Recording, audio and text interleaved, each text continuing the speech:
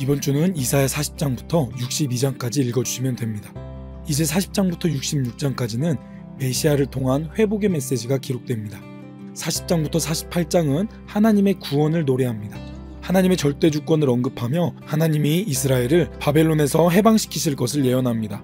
하나님이 장차 바사왕 고레스를 세워 바벨론을 정복하고 유다를 본국으로 돌려보내실 것임을 말합니다.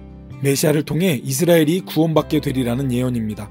메시아가 어떤 분인지 소개하고 그를 통해 그의 백성이 누릴 승리를 예고합니다.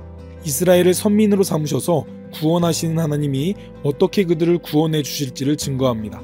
이사야를 통해 이스라엘 민족에게 위로와 소망의 메시지를 주십니다. 영적 간음인 우상 숭배를 책망하고 회개를 촉구합니다. 하나님께서 바사왕 고레스를 세워 자기 백성을 구원해 주실 것을 다시 한번 확신시키시는 예언이 기록됩니다. 세상의 주권자인 하나님께 세상 모든 사람들이 돌아와 구원을 얻으라고 촉구합니다. 바벨론의 우상 종교가 하나님의 심판으로 무너질 것을 예언합니다. 이사야는 백성들에게 하나님께 회개함으로 살 길을 얻도록 촉구합니다. 바벨론은 하나님의 도구였지만 자신들의 힘을 믿는 교만으로 멸망합니다. 이사야는 그들의 우상으로 구원해보라고 조롱하며 이 세상에 하나님 외에 다른 신이 없음을 말합니다. 이스라엘의 죄악에 대한 탄식과 죄 용서와 구원에 대한 약속이 기록됩니다. 하나님은 백성을 구원하시지만 죄악은 미워하십니다. 49장부터 57장까지는 하나님께서 보내신 구원자에 대해 노래합니다. 메시아가 이스라엘뿐 아니라 이방인들까지도 구원하실 것이고 인류 구원을 위해 순환을 당할 것을 예언합니다. 남은 자들이 그리스도로 인해 구속되는 여호와의 날이 실현될 것을 말합니다.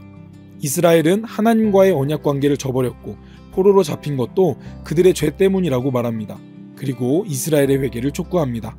하나님의 위로와 소망의 메시지를 전하며 범죄한 이스라엘의 어리석음을 책망합니다. 영적인 각성을 촉구하며 자기 백성을 구원하실 하나님에 대해 말합니다. 하지만 하나님과의 관계 회복이 선행되어야 구원이 성취될 수 있음을 말합니다. 메시아의 순환을 통해 죄와 사망의 권세를 이기실 것을 언급합니다. 그리고 예수 그리스도를 통해 성취될 메시아의 순환에 대해서 예언합니다. 이스라엘의 회복은 메시아의 대속 사역으로 인해 주어진다고 말합니다.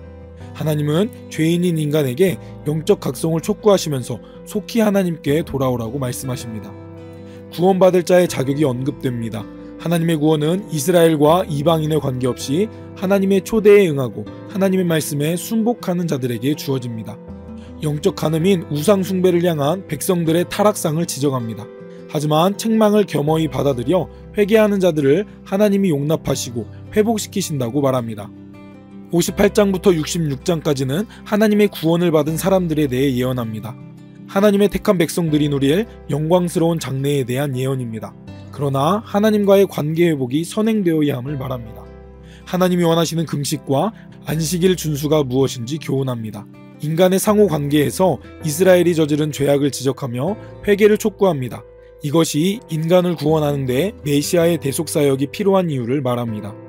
시온에 거하는 자들이 다 의롭게 된다고 말합니다. 구속받은 자만이 시온성의 주민이 될 수 있는데 이것은 당시 환난 중에 있던 이스라엘의 경건한 자들에게 소망을 주기 위함이었습니다. 메시아의 도래와 그분의 사역의 결과로 하나님의 백성들이 누리게 될 영광에 대해서 묘사합니다. 가난하고 억울한 자들을 신원하시며 마음이 상한 자를 고쳐주시고 포로된 자들을 구원하실 것을 예언합니다. 이사야는 영광스러운 메시아 왕국이 속히 실현되도록 기도해야 된다고 강조합니다. 장차 바벨론에 잡혀갈 백성들이 반드시 귀환하게 될 것을 기록합니다.